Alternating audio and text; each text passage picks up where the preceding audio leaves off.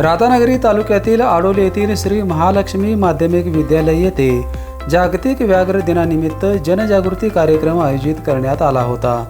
वनपाल राजेंद्र बर्गे यांनी वनप्राण्यांच्या अनसाखळीतील वाघाचे महत्त्व समजावून सांगताना अवैध शिकार, तस्करी, जंगलतोड आदी कारणांमुळे वाघांची संख्या कमी झाली आहे। वाघ जगला तर जंगल जगेल असेही वनपाल म्हणाले।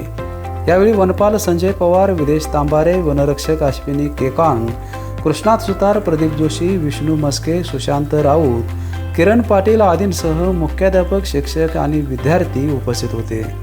बिपेनसाठी राधानगरीहून उत्तम पाटील।